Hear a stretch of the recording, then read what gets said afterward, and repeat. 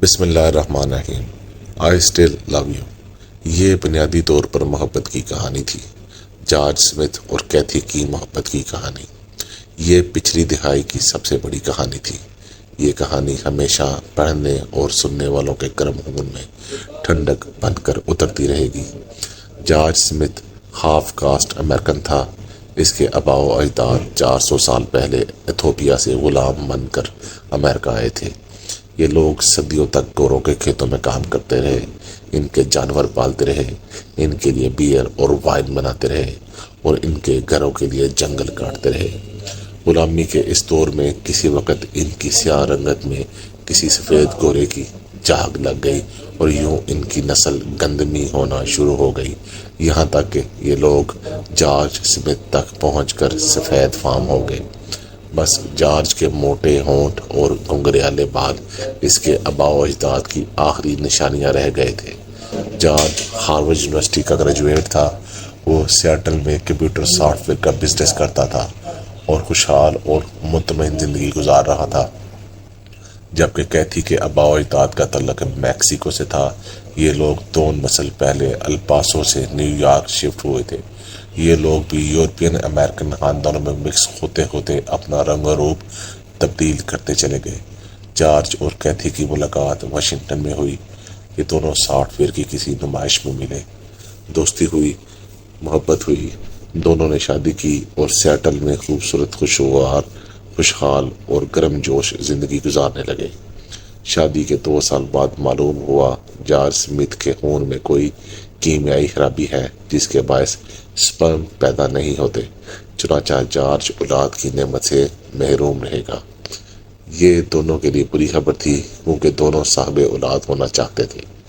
George نے ڈاکٹروں، سائنسدانوں اور ماہرین سے رابطے شروع کر دیے۔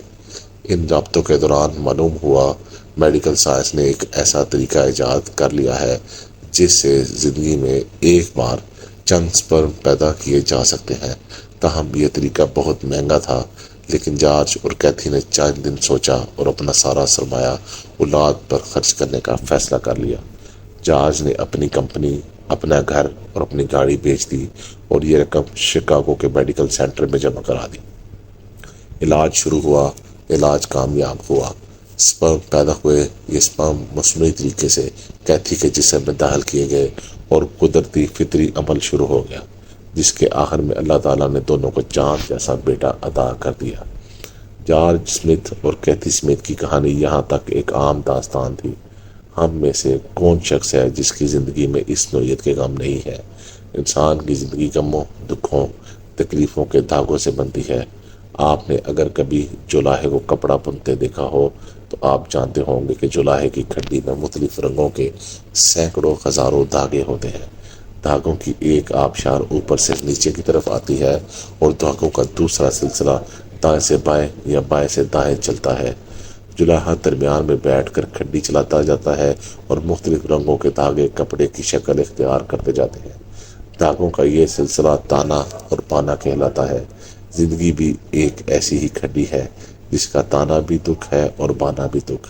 لہذا ہم سب دکھ کی کھڈی پر مصیبتوں کے تانے بانے سے بنے ہوئے لوگ ہیں، اور جب تک ہماری سانس چلتی رہتی ہے ہم دکھوں سے آزادی نہیں پا سکتے۔ جارج اور کیتھی کی کہانی بھی یہاں تک ایک عام داستان تھی۔ ہم جیسی کہانی جس میں دکھ کا ایک سلسلہ ابھی ختم نہیں ہوتا اور دوسرا شروع ہو جاتا ہے، لیکن پھر اچانک جارج اور کیتھی کی زندگی میں ایک انوکھا واقعہ پیش آیا اور یہ دہائی کی سب سے بڑی کہانی بن گئی۔ کیتھی ایک دن اپنے 6 ماہ کے بیٹے کو باتھ ٹب میں نہلا رہی تھی۔ اس دوران فون بجا اور کیتھی بیٹے کو ٹب میں چھوڑ کر فون سننے چلی گئی۔ کیتھی نے ماڈلنگ کا آڈیشن دیا تھا۔ فون پر اسے خوشخبری سنائی گئی، وہ کامیاب ہو گئی ہے اور وہ کل دفتر آ کر ماڈلنگ کا کانٹریکٹ سائن کر دے۔ کیتھی کمپنی سے تفصیلات معلوم کرنا شروع کر دیتی ہے۔ یوں فون لمبا ہو جاتا ہے۔ وہ فون رکھ کر واپس باتھ روم جاتی ہے تو وہاں زندگی کا سب سے بڑا حادثہ اس کا منتظر ہوتا ہے۔ اس کا بیٹا باتھ ٹب میں ڈوب کر مر جاتا ہے۔ کیتھی ہسپتال فون کرتی ہے، ایمبولینس آتی ہے، وہ اپنے بیٹے کو لے کر ہسپتال پہنچتی ہے۔ ڈاکٹر کوشش کرتے ہیں لیکن گئی ہوئی سانس کبھی واپس نہیں آتی۔ کیتھی دکھ کی اس کیفیت میں ڈوب جاتی ہے جس میں آنکھیں آنسو پیدا کرنا بند کر دیتی ہیں اور خلق سسکیوں اور آہوں سے خالی ہو جاتے ہیں۔ کیتھی موم کا مجسمہ بن کر دیوار کے ساتھ لگ کر بیٹھ جاتی ہے۔ اس دوران جارج ہسپتال آتا ہے اور چپ چاپ کیتھی کے ساتھ لگ کر بیٹھ جاتا ہے۔ دونوں کے درمیان خاموشی کے 1000 برس گزر جاتے ہیں۔ کیتھی آخر میں جارج کی طرف دیکھتی ہے، اس کی آنکھوں میں ہزاروں لاکھوں سال کی اداسی بچھی ہوتی ہے۔ جارج اس کی طرف دیکھتا ہے، اس کا کندھا دباتا ہے اور نرم آواز میں بولتا ہے، I still love you۔ 4 لفظوں کا یہ فقرہ تیزاب میں الکلی کی بوند ثابت ہوتا ہے۔ کیتھی کے منہ سے چیخ نکلتی ہے اور وہ جارج کے گلے لگ کر دھاڑے مار کر رونا شروع کر دیتی ہے۔ جارج نے برسوں بعد اپنے دوست کو بتایا، مجھے جب سہنے کے بارے میں معلوم ہوا تو میرا دل کی دھڑکن رک گئی۔ میں افراتفری کے عالم میں ہسپتال پہنچا۔ میں نے کیتھی کو ہسپتال کے فرش پر بیٹھے دیکھا تو میرا دل چاہا میں اس کو اس وقت تک تھپڑ اور ٹھڈے مارتا رہوں جب تک میں مار سکتا ہوں، لیکن پھر سیکنڈ کے 1000ویں حصے میں خیال آیا، کیا کیتھی کو مارنے سے ہمارا بیٹا واپس آ جائے گا؟ کیا میرے رونے، چیخنے، چلانے اور شور کرنے سے ہمارا بیٹا زندہ ہو جائے گا؟ مجھے محسوس ہوا نہیں، کیونکہ ہمارا بیٹا گیا وقت ہو چکا تھا اور گیا ہوا وقت کبھی واپس نہیں آتا۔ ماضی دنیا کی واحد چیز ہے جسے قدرت بھی نہیں بدل سکتی۔ میں نے محسوس کیا کیتھی کو اس وقت میری سب سے زیادہ ضرورت ہے۔ چنانچہ میں اس کے پاس بیٹھ گیا اور میں نے اس کے کندھے پر ہاتھ رکھ کر اس کے کان میں کہا، I still love you۔ George کا کہنا تھا، ہم میں سے زیادہ تر لوگ برے واقعات، برے ساختوں کا ذمہ دار ایک دوسرے کو ٹھہراتے ہیں۔ بیوی خاوند سے شکوہ کرتی ہے، یہ تمہاری وجہ سے ہوا، اور خاوند بیوی سے مخاطب ہوتا ہے کہ تم اگر یہ نہ کرتی تو ایسا نہ ہوتا۔ ہم اس وقت شکوے کرتے ہوئے یہ بھول جاتے ہیں کہ ہماری زندگی کا ساتھی بھی اس وقت اسی سانے سے اتنا ہی متاثر ہے جتنا ہم۔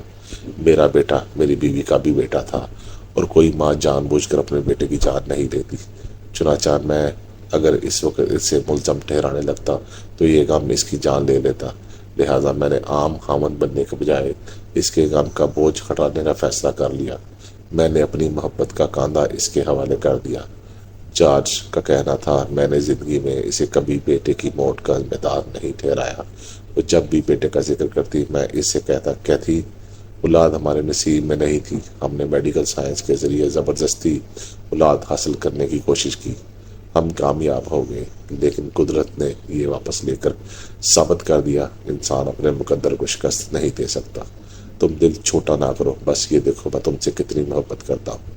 جارج کا کہنا تھا، ہم حادثے سے نہیں بچ سکتے، لیکن حادثے کے بعد ہمارے الزامات ہمارے دکھ اور ہماری چوٹ کی شدت میں اضافہ کر دیتے ہیں، جبکہ اس کے برعکس ہماری محبت ہماری چوٹ کی شدت اور ہمارے دکھ میں کمی کا باعث بنتی ہے۔